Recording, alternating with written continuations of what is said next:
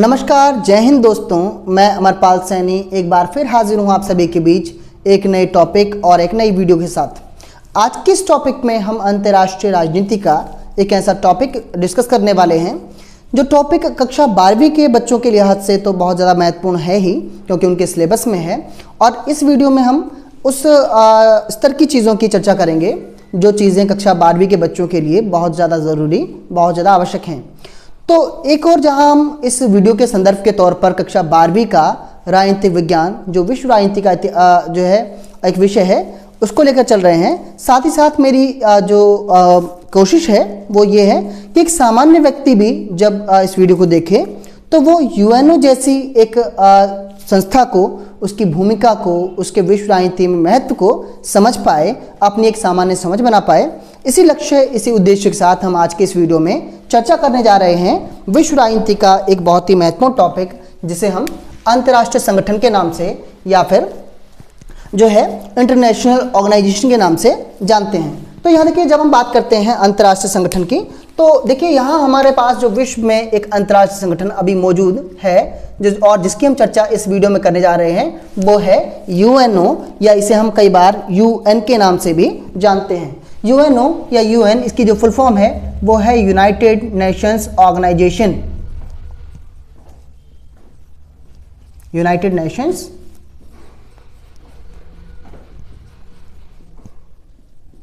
Organisation, या हिंदी में इसे हम कहते हैं संयुक्त राष्ट्र संघ।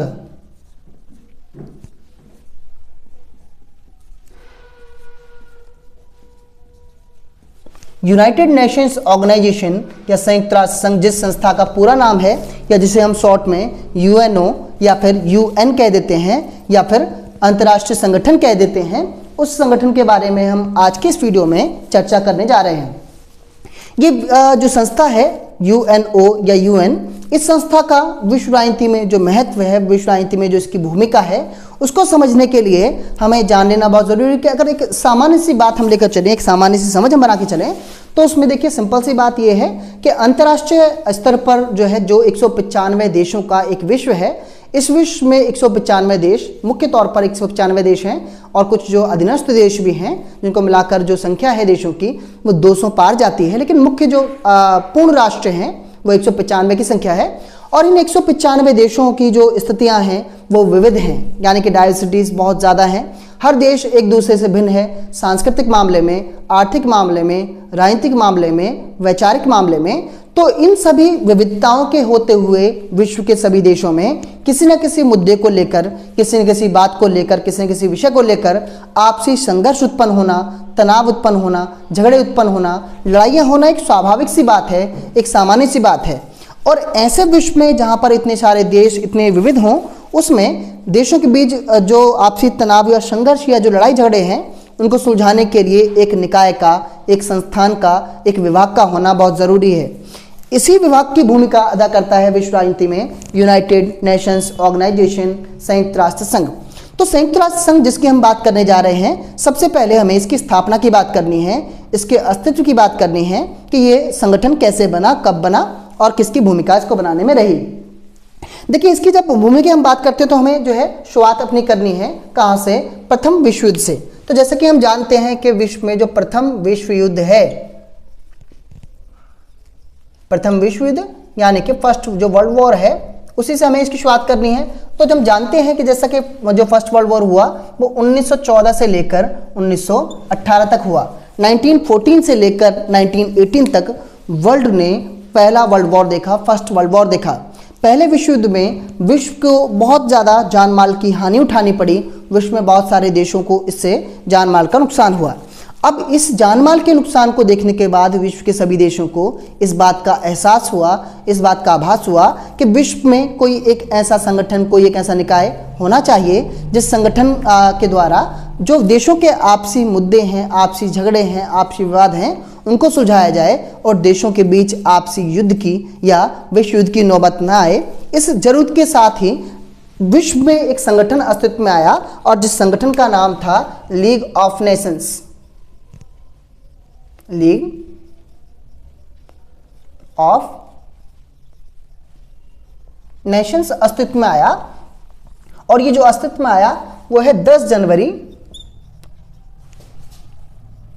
1920 को। 10 जनवरी 1920 को विश्व के सभी राष्ट्रों ने एक संगठन की स्थापना की और इस संगठन की स्थापना के पीछे उद्देश्य यही था कि देशों के बीच जो आपसी झगड़े विश्व युद्ध का रूप ले लेते हैं, इन झगड़ों को आपस में बातचीत के द्वारा, आपसी सहमति के द्वारा, आपसी जो है कि वार्तालाप के द्वारा सुलझाया जाए। इसी जरूरत के चलते विश्व में एक संगठन जो अस्तित्व में आया, उसका नाम था league of Nations. League of Nations की स्थापना हो चुकी थी और लेकिन यहाँ कमी जो रही कि लीग ऑफ नेशंस को उस हद तक अधिकार और शक्तियाँ नहीं दी गई थी कि लीग ऑफ नेशंस किसी भी देश के बीच में विवादों को, झगड़ों को, उनके संघर्षों को रोक पाता। और इसी उद्देश्य के साथ जो है लीग ऑफ नेशंस को बनाया भी गया था कि लीग ऑफ नेशंस विश्व में पहले विश्व युद्ध जैसी जो स्थिति है दोबारा उत्पन्न नहीं होने देगा, ऐसे हालात दोबारा पैदा होने नहीं देगा। लेकिन हुआ ये कि लीग ऑफ नेशंस के होते हुए भी, इसके होने के बावजूद भी विश्व ने दूसरा विश्व युद्ध देखा, सेकेंड वर्ल्ड वॉर देखा। अगर जो है हम यहाँ बात करते हैं दूसरे विश्व युद्ध की, तो दूसरा जो विश्व युद्ध है वो हुआ लीग ऑफ नेशंस के होने के बावजूद भी। दूसरा विश्व युद्ध विश्व ने देखा 1939 से लेकर 1945 तक, 1939 से लेकर 1945 तक सेकेंड वर्ल्ड वॉर जो है हुआ।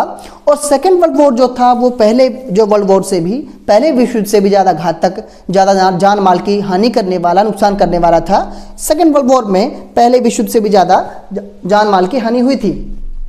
अब हुआ ये कि भाई अगर लीग ऑफ नेशंस को बनाया इस उद्देश्य से था कि पहले विश्व जैसी स्थितियां दोबारा विश्व को ना देखनी पड़े, कि भाई पहले विश्व में जो कुछ हुआ सो हुआ, लेकिन दोबारा ऐसा ना हो, इसीलिए लीग ऑफ नेशंस की स्थापना की गई थी। लेकिन लीग ऑफ नेशंस के होने के बावजूद भी विश्व ने एक घातक युद्ध का सामना किया। विश्व ने एक जो है मारक युद्ध को देखा, जिसे हम सेकेंड वर्ल्ड वॉर के नाम से, दूसरे विश्व युद्ध के नाम से जानते हैं।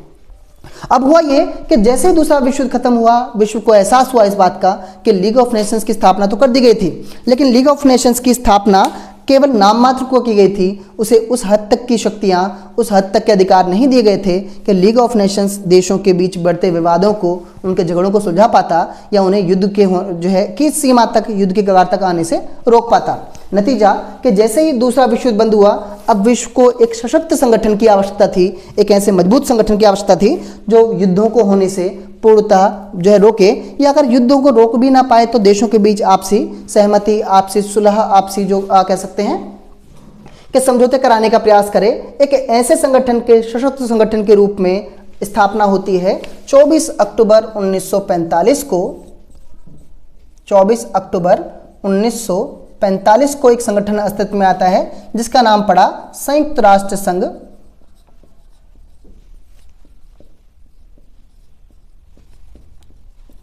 राष्ट्र संघ, या जिसे हम यूनाइटेड नेशंस ऑर्गेनाइजेशन के नाम से जानते हैं, यानी कि यूएनओ के नाम से जानते हैं। तो यूएनओ की स्थापना 1945 में 24 अक्टूबर को हुई और 24 अक्टूबर 1945 को 51 देशों ने मिलकर, कितने देशों ने मिलकर ये स्थापना, संस्थापक सदस्य देश हैं वो 51 देश हैं। 51 देश जो हैं वो यूएनओ के संस्थापक सदस्य देश हैं।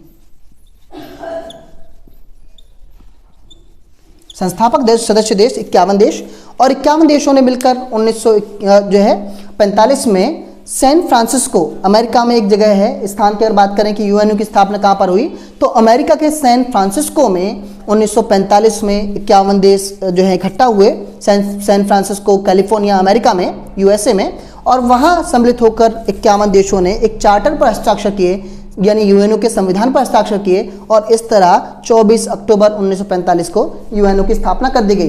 यहाँ एक चीज़ जो हमें ध्यान रखनी है वो ये कि देखिए 51 देशों ने मिलकर यूएनओ की स्थापना जरूर की थी, लेकिन इसमें संस्थापक जो सदस्य राष्ट्र थे वो पहले 50 देश थे और बाद में एक देश इनमें आया। इस तरह 51वां देश आपसे कई बार पूछ लिया जाता है कि यूएनओ की स्थापना करने वाले देशों में 51वां देश कौन सा था, तो देखिए इस देश का नाम आता है, वो है पोलैंड। पोलैंड जो है 51वां राष्ट्र है यूएनओ के संस्थापक सदस्य राष्ट्रों में से। संस्थापक सदस्य राष्ट्र 51 ही है, 50 देश और बाद में एक देश जो है अंत में आया। इस तरह 51 देशों ने मिलकर यूएनओ के चार्टर पर हस्ताक्षर किए और यूएनओ की स्थापना कर दी गई। अगर हम यूएनओ के संस्थापक सदस्य देशों की बात करते हैं तो देखिए हालांकि 51 देशों के साथ इस संगठन की शुरुआत हुई थी, लेकिन वर्तमान विश्व में अगर हम देखते हैं तो कुल मिलाकर 195 देश 195 जो हैं कंट्रीज हैं, यानी टोटल जो पूर्ण राष्ट्र हैं जो है फुली कंट्री हैं वो कितनी 195 हैं। और इन 195 देशों में से 193 देश यानी 193 जो कंट्री हैं वो यूएनओ की सदस्य हैं, यूएनओ के मेंबर हैं। इसका मतलब ये कि विश्व में मात्र 2 देश ऐसे हैं जो यूएनओ के सदस्य नहीं हैं। ये 2 देश कौन से हैं? तो देखिए इन देशों में एक फिलिस्तीन है, एक राष्ट्र है जो है फिलिस्तीन है, और दूसरा जो राष्ट्र है वो होली सी है, ये होली सी है। फिलिस्तीन और होली सी मात्र 2 राष्ट्र ऐसे हैं, 2 देश ऐसे हैं कि जो यूएनओ के सदस्य नहीं हैं। बाकी के 195 में से 193 जो देश हैं वो यूएनओ के सदस्य हैं, यूएनओ के मेंबर हैं। अब इसमें से आपसे पूछ लिया जाए कई बार कि देखिए यूएनओ की सदस्यता प्राप्त करने वाला 193वां देश यानी 193 देश हैं, तो इनमें से सबसे अंत में जो देश जो है शामिल हुआ है यूएनओ में वो देश कौन सा है? तो देखिए 193वां देश जो यूएनओ में शामिल हुआ है यानी सबसे अंत में जो शामिल हुआ है वो अफ्रीका का एक राष्ट्र है जिसका नाम है सूडान। सूडान यूएनओ में शामिल होने वाला 193वां देश है। तो यहाँ हम जो बात कर रहे हैं कि यूएनओ अस्तित्व में कैसे आया, तो देखिए सबसे पहले यूएनओ की इसकी स्थापना से कई वर्षों पहले फर्स्ट वर्ल्ड वॉर के बाद 10 जनवरी 1920 को किसकी लीग ऑफ नेशंस की स्थापना हो चुकी थी। लेकिन लीग ऑफ नेशंस अपनी भूमिका को, अपने किरदार को निभाने में असफल रहा और उसकी एवज में उसकी जगह पर जो है यूएनओ यानी संयुक्त राष्ट्र संघ जो आज विश्व की राजनीति को प्रतिबंधित करता है, नियंत्रित करता है, संचालित करता है, ये संगठन अस्तित्व में आया। एक और बात जो जरूरी से हमें ध्यान रखनी है कि लीग ऑफ नेशंस बन तो गया था 10 जनवरी 1920 को, और लीग ऑफ नेशंस की जो कह सकते हैं कि इसको जो है भंग किया गया है, इसे खत्म किया गया है, तो तारीख है 20 अप्रैल 1946। 20 अप्रैल 1946 को लीग ऑफ नेशंस को पूरी तरह भंग कर दिया गया, समाप्त कर दिया गया। हालांकि लीग ऑफ नेशंस की जो भूमिका थी वो सेकेंड वर्ल्ड वॉर में ही समाप्त हो गई थी, उसका किरदार वहाँ बहुत ज़्यादा नहीं दिखाई दिया। और लेकिन जो है यूएनओ की स्थापना के भी बाद जो है इस संगठन को 1946 में समाप्त किया गया है और इसके ही बहुत सारे निकायों को बाद में यूएनओ में शामिल कर लिया गया, यूएनओ में जोड़ दिया गया। तो इस तरह यूएनओ अस्तित्व में कैसे आया, कितने देशों ने इसकी स्थापना में भूमिका निभाई, हम उस सब की बात कर रहे हैं।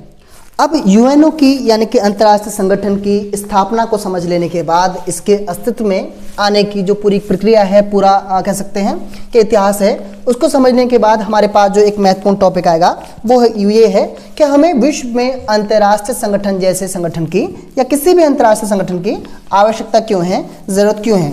और 12वीं वाले बच्चों के एग्जाम में, परीक्षा में कई बार एक लॉन्ग क्वेश्चन पूछा जाता है कि हमें अंतर्राष्ट्रीय संगठन की आवश्यकता क्यों है, ज़रूरत क्यों है।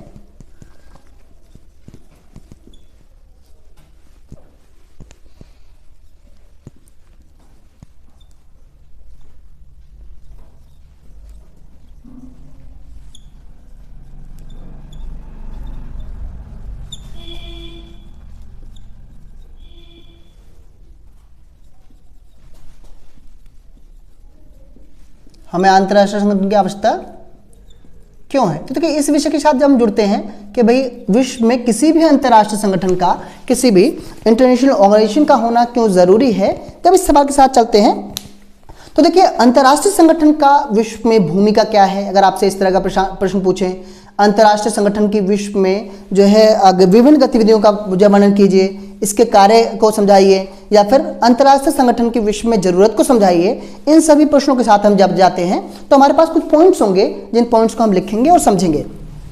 लेकिन उससे भी पहले हमारे पास 2 नाम हैं जो लोग समझाते हैं कि हमें अंतर्राष्ट्रीय संगठन की आवश्यकता क्यों है। इस नामों में एक जो पहला नाम है वो डैग हैमरशोल्ड है। एक नाम जो है वो है डैग हैमरशोल्ड, और दूसरा एक जो नाम है वो शशि थरूर है।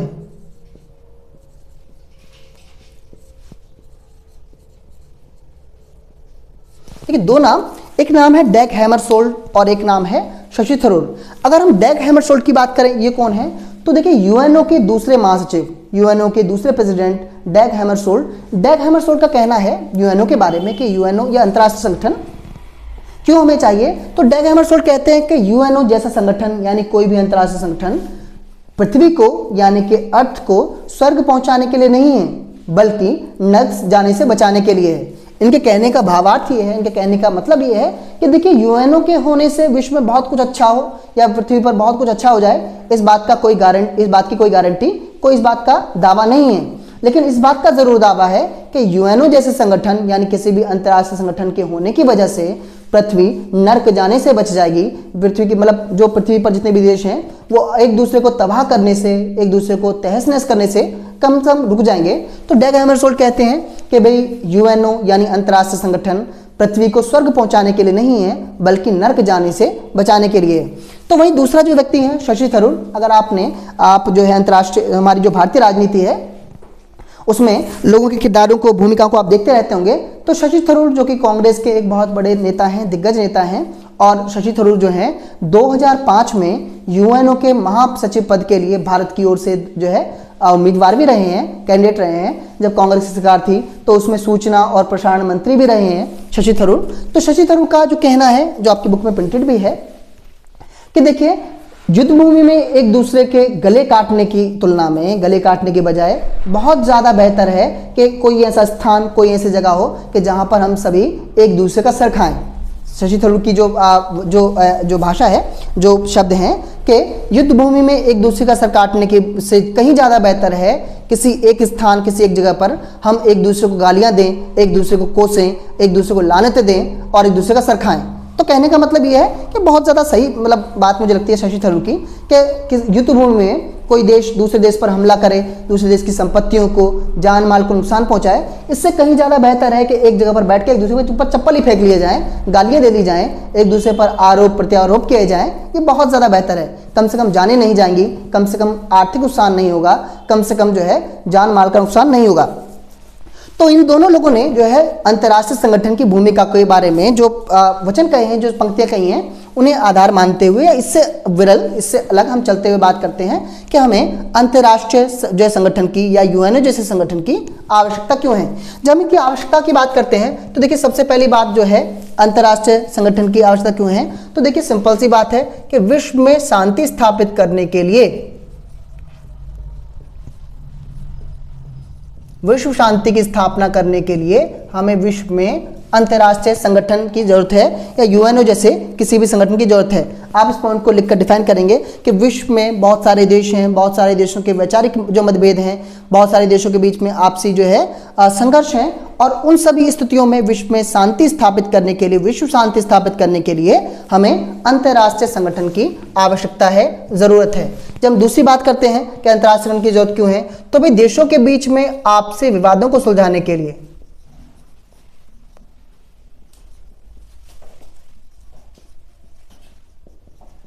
आपसी विवादों के निपटारे के लिए अंतर्राष्ट्रीय संगठन की आवश्यकता है।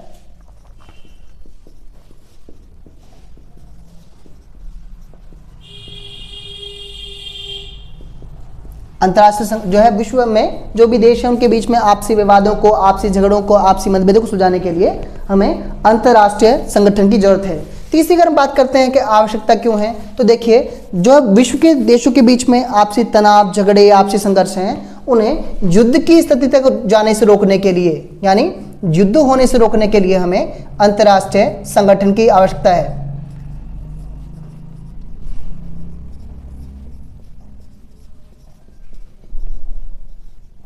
विश्व में देशों के आपसी विवाद, आपसी झगड़े, आपसी जो मतभेद हैं वो युद्ध की स्थिति तक ना पहुंच जाएं, युद्ध के हालातों तक ना पहुंचें, इस बात के लिए हमें अंतर्राष्ट्रीय संगठन की आवश्यकता है। किसी ऐसे संगठन की जरूरत है कि जो देशों के विवादों को युद्ध की स्थिति तक जाने से रोके। अगर हम चौथी बात करते हैं कि हमें अंतर्राष्ट्रीय संगठन की या विश्व में इंटरनेशनल ऑर्गेनाइजेशंस की जरूरत क्यों है, तो देखिए इसमें बात है, अगर मान लेते हैं कि यूएनओ तो पूरी कोशिश करेगा, अंतर्राष्ट्रीय संगठन पूरी कोशिश करेगा कि देशों के बीच में विवाद ही ना हो, तो विवाद अगर हो भी जाते हैं तो कोशिश करेगा कि वो विवाद युद्ध की स्थिति तक ना पहुंचे, और युद्ध मान लेते हो भी जाता है तो युद्ध के बाद समझौते कराने के लिए